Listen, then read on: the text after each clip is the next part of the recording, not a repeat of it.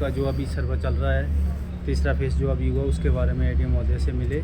जिसमें कि हमारे काफ़ी लोग जो हैं वो बीपीएल से बाहर हो रहे हैं, जो कि काफ़ी गरीब हैं, जिनके कि कच्चे मकान भी और ज़मीनें भी बहुत कम है। अभी हाल में मेरे पास एक इनकम सर्टिफिकेट एक गरीब परिवार ने दिया, जिसके पास कुल टोटल 18 बीसवीं ज़मीन है, जिसमें कि 4 हिस्सेदार हैं और उसका 51,000 का इनकम सर्टिफिकेट बना के दे दिए। जिसमें कि हमारे सचिव लोग बोल रहे हैं, जो टीम गठित हुई है पंचायतों में, वे बोल रहे हैं कि ये बीपीएल से बाहर हो रहा है, लेकिन ये सरासर गलत हो रहा है। काफ़ी ऐसे परिवार हमारे हैं जिनके जो कि अपंग हैं, किसी कारणवश वो अपना अपंग का सर्टिफिकेट नहीं बना पाए, लेकिन मजदूरी भी नहीं कमा सकते हैं और वो भी बीपीएल से बाहर जा रहे हैं, जो कि गलत हो रहा है हमारे साथ। हम ये चाह रहे हैं कि जो बीपीएल का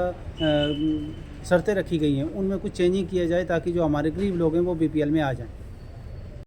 जी, आज हम अपने गरीब जनता के साथ डीसी महोदय व एडीसी सर से मिले और विषय हमारा ये था कि हमारे जो ग्राम पंचायत प्रो था, वरना लगभग सभी पंचायतों का ये मुद्दा है, जिसमें हमारे गरीब लोग जो हैं वो बीपीएल के बगैर मैं ये कहूँगा कि वो जी नहीं पा सकते। ऐसी कंडीशन होते हुए जो हमारे गरीबों को बीपीएल से बाहर निकाला गया, ना तो उनके पास कोई ज़मीन का साधन है, बंजर ज़मीन पड़ी है, और अगर उस ज़मीन की औसत है तो मैं ग्राम पंचायत प्रोथा की अगर बात करूं तो हमारी ग्राम पंचायत प्रोथा की तमाम ज़मीन जो है वो प्रोजेक्ट के कारण उसकी औसत जो है वो कम से कम 10 या 12 गुना बढ़ चुकी है। जबकि हमारे वहाँ कोई फसल नहीं हो पाता। डिजास्टर हुआ जिसमें लोगों के जहाँ 10 क्विंटल राशन निकलता था, वहाँ से इस बार किसी का 50 या किसी का 60 किलो राशन प्राप्त नहीं हुआ।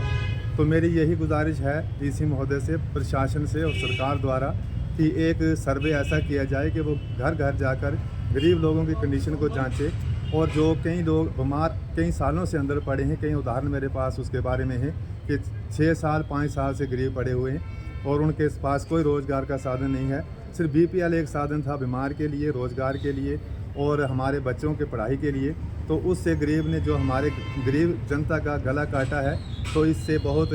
पूरी जनता में और सभी पंचायतों में रोष तो है ही है। लेकिन मैं अगर अपनी पंचायत की बात करूं तो हमारे ऊपर सरासर ये जो भी गाइडलाइन है, इस गाइडलाइन के हिसाब से हमारे गरीबों के ऊपर ये जुल्म थोपा गया है। तो हमारा हाथ जोड़कर सरकार से, प्रशासन से निवेदन है कि इसमें कोई चेंज की जाए, और ताकि हमारे गरीब लोग दोबारा से इसमें आ पाएँ और अपना जीवन जी पाएँ।